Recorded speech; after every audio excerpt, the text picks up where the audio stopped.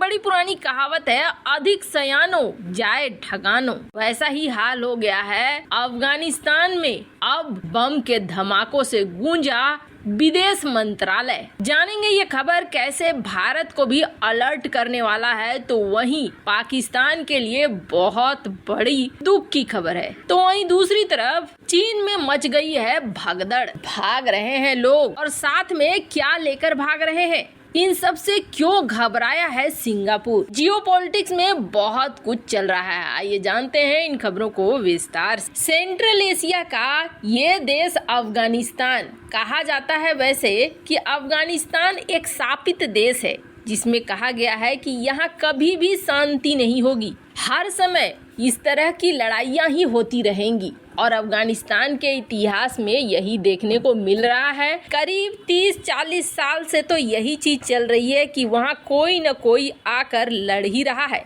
पहले ये विदेशी ताकत से लड़ रहे हैं, तो फिर अब खुद में ही लड़ रहे हैं, और आगे भी ऐसा लग रहा है कि रास्ता आसान नहीं होने वाला है। अफगानिस्तान के अंदर चीन ने एक बड़े MOU साइन किए, एग्रीमेंट साइन किए, जिसमें कहा गया कि अफगानिस्तान की जमीन से, खदानों से खजाना निकालेगा चाइना। तब ये भी बातें होने लगी थी कि भारत ने देर कर दी। वैसे आपको बता दें, भारत भी अपने रिश्ते को सुधार रहा है, और अफगानिस्तान ने ये कहा है, यानी कि जो तालिबान है, तालिबान ने ये कहा है कि हम भारत के प्रोजेक्ट को सुरक्षा देंगे और भारत को प्रोजेक्ट में निवेश करना चाहिए। इसके अलावे तालिबान ने तो यहाँ तक भारत से रिक्वेस्ट करनी शुरू कर दी कि हवाई यात्रा शुरू करो, एक दूसरे के यहाँ प्लेन भेजा जाना शुरू करो। पर क्या सचमुच तालिबान वो सुरक्षा दे पाएगा, या फिर प्लेन वाला सिस्टम चालू करने के बाद भारत को और भी ज्यादा समस्या होगी। इसका सबसे बड़ा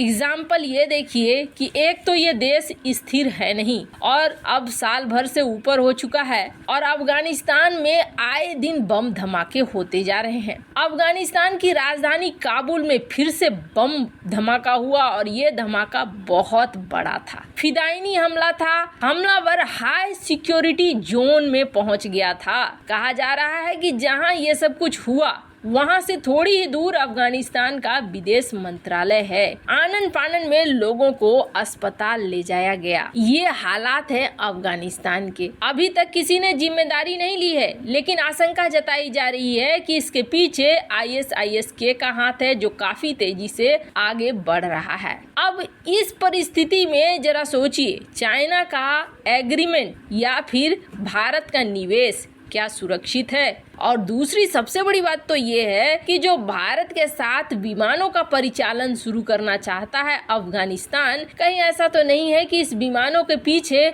भारत और भी बड़ी मुसीबत को मोल ले लेगा। जिस तरीके से अफगानिस्तान अस्थिर है, उसका पहला असर तो पाकिस्तान के ऊपर होना शुरू हो चुका है, और पाकिस्तान के ऊपर और ज्यादा होगा। पर आजकल भारत भी अफगानिस्तान के साथ रिश्तों को थोड़ा बड़ा कर रहा है, जैसे कि उन्हें कूटनीति के क्रैश कोर्स करवा रहा है, कुछ दिनों की ट्रेनिंग दे रहा है विदेश नीति की। लेकिन जिस तरीके से हालात हैं अफगानिस्तान के, वैसे में लगता नहीं है कि ये सारी चीजें काम आ पाएंगी। खैर, जहां एक तरफ अफगानिस्तान में आए दिन इस तरीके के हमले हो रहे हैं, तो वहीं दूसरी तरफ सबसे बड़ी खबर निकल कर आ रही है चाइना से। चाइना में आखिर ऐसा क्या हो रहा है कि एक भगदड़ सी मच गई है। पहले तो एक बहुत अच्छी खबर है चाइना के लोगों के लिए और चाइना के टेक इंडस्ट्री के लिए, और वो ये है कि अलीबाबा के फाउंडर जैक मा काफी समय बाद ये वापस चाइना लौट आए हैं।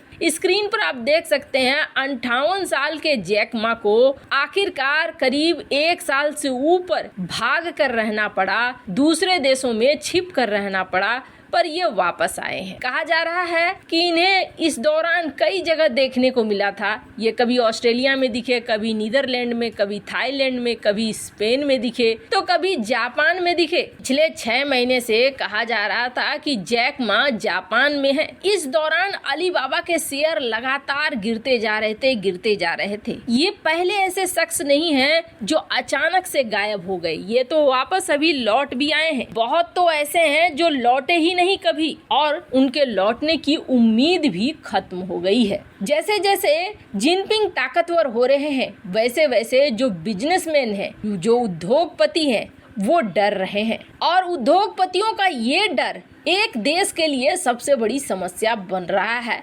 क्यों? चीन में जैसे जैसे उद्योगपतियों पर शी जिनपिंग की सरकार शिकंजा कस रही है। शी जिनपिंग ये सोचते हैं कि अगर उद्योगपति मजबूत हो गए तो मुझे सत्ता से हटा देंगे। हर बार बैलेंस करने के लिए छांट छटैया करते रहते हैं। इससे बचने का तरीका निकाला देश के अमीर लोगों ने चीन छोड़ना शुरू कर दिया। अल जजीरा की रिपोर्ट के मुताबिक चीन के कई बड़े उद्योगपतियों ने अपनी पूरी की पूरी संपत्ति सिंगापुर के बैंकों में ट्रांसफर करवाया। चीन से गायब हुए वहां के बड़े बिजनेसमैन बाओ फैन के बारे में भी कहा जा रहा है कि इन्होंने सिंगापुर में एक वेल्थ मैनेजमेंट कंपनी बनाने की प्रक्रिया शुरू की है और वो उससे पहले से ही लापता हो गए हैं। पहचान नहीं उजागर करने की शर्त पर अल जजीरा को एक वेल्थ मैनेजर ने बताया कि पिछले कुछ सालों में चीन और हांगकांग से काफी संपत्तियां सिंगापुर में ट्रांसफर हुई है। इसके ज्यादातर क्लाइंट्स चीन के हैं और ज्यादातर उद्योगपतियों ने अपनी कमाई सिंगापुर ट्रांसफर करने के पीछे सरकार से डर बताई है बड़ी वजह। पिछले 6 सालों में दूसरे देशों से सिंगापुर में 24 लाख करोड़ की संपत्ति ट्रांसफर हुई है।